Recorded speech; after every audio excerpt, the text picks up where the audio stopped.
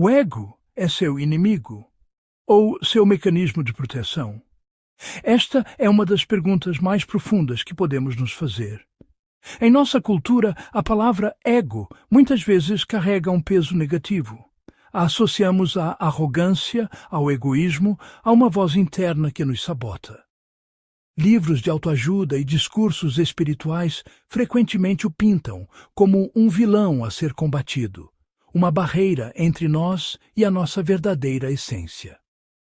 Mas será que essa é a história completa?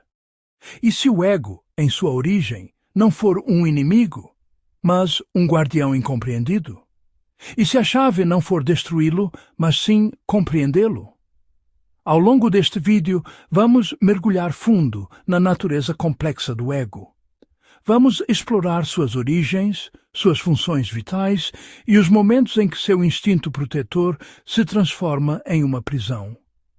Prepare-se para uma jornada de autoconhecimento que pode mudar a forma como você se relaciona com a voz mais íntima da sua mente. Para entender essa dualidade, precisamos primeiro definir o que é o ego. O ego nasce para proteger. Psicologicamente falando, o ego é a parte da nossa mente que lida com a realidade. Ele é o eu que pensa, sente, planeja e se lembra. É a estrutura que nos dá um senso de identidade contínua ao longo do tempo. Pense nele como o sistema operacional da sua psique. Ele se desenvolve na infância, quando começamos a nos diferenciar do mundo e das pessoas ao nosso redor, principalmente de nossa mãe. É o momento em que o nós se torna eu e outro. Neurocientificamente, o ego não está localizado em uma única parte do cérebro, mas é o resultado de uma rede complexa de atividades, especialmente no córtex pré-frontal. Essa rede nos permite ter autoconsciência, planejar o futuro e regular nossas emoções e impulsos. Ele é, em essência, o gerente da nossa vida mental, tentando equilibrar nossos desejos internos com as demandas do mundo externo. E as funções desse gerente são absolutamente vitais. Ele organiza a identidade, juntando nossas memórias, crenças e experiências em uma narrativa coerente sobre quem somos. Sem essa organização, nossa vida seria uma série de momentos desconexos, sem um fio condutor. O ego também cria limites. Ele nos ajuda a entender onde nós terminamos e o outro começa. Esses limites são essenciais para relacionamentos saudáveis e para proteger nosso bem-estar emocional e físico. E, fundamentalmente, o ego nos ajuda a sobreviver no mundo. Ele avalia riscos, toma decisões e nos impulsiona a buscar segurança, comida e abrigo. Ele é o arquiteto da nossa capacidade de navegar pela complexidade da vida social e profissional. Sem ego, não existe eu funcional. Uma pessoa sem um ego saudável seria incapaz de funcionar na sociedade. Seria como um navio sem leme, à deriva, incapaz de traçar um curso ou de se proteger das tempestades. Portanto, a meta nunca deve ser a aniquilação do ego. Isso seria como tentar demolir a fundação de uma casa para consertar uma janela quebrada. O problema não é ter ego.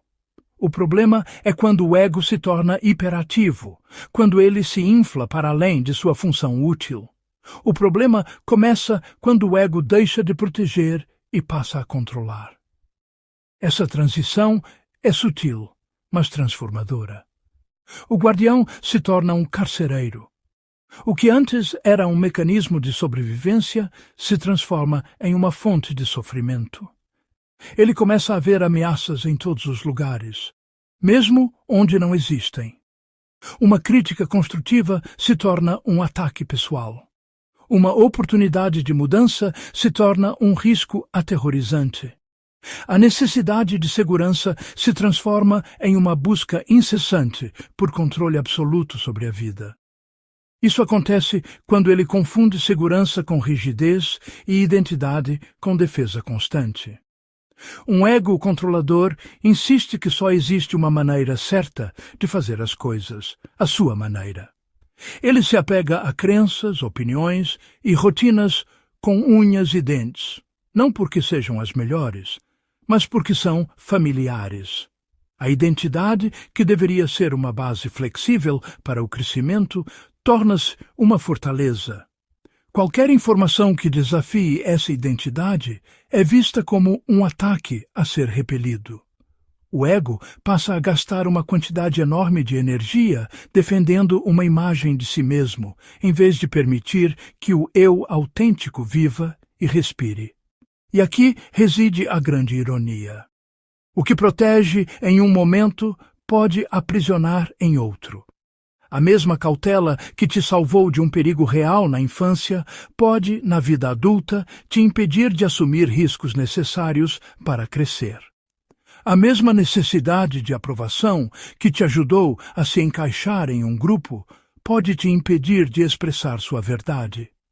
A mesma narrativa de "eu sou forte e não preciso de ninguém", que te ajudou a superar uma perda, pode te isolar e impedir de criar conexões profundas. O ego teme mudança, porque mudança ameaça o conhecido. Para o ego, o desconhecido é sinônimo de perigo. Sua principal diretriz é a autopreservação, e a maneira mais fácil de se preservar é manter tudo exatamente como está. Um novo emprego, um novo relacionamento, uma nova perspectiva sobre si mesmo, tudo isso representa uma ameaça ao status quo que ele trabalhou tanto para construir. A mudança implica que a identidade atual pode não ser suficiente, que as estratégias atuais podem não funcionar. E para o ego, essa incerteza é aterrorizante. Por isso, ele repete padrões, resiste ao novo e cria histórias para manter tudo igual.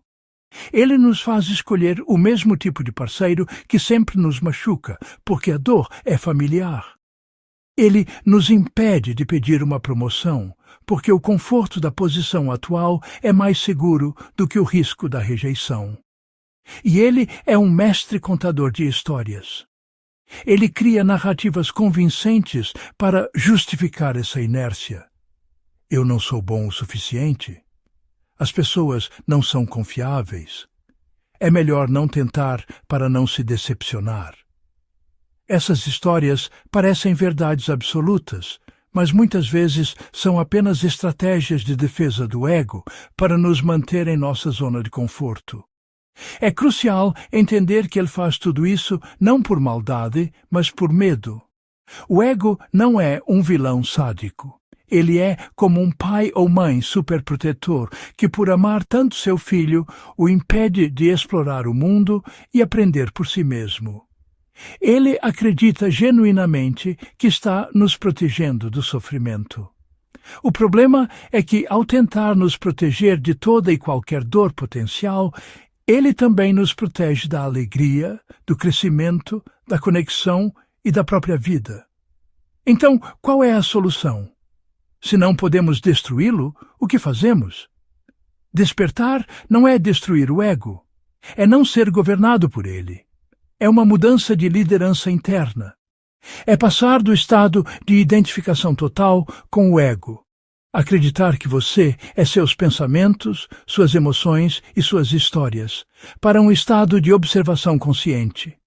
É desenvolver a capacidade de dar um passo para trás e observar o ego em ação, sem julgamento. É reconhecer a voz do medo sem precisar obedecê-la.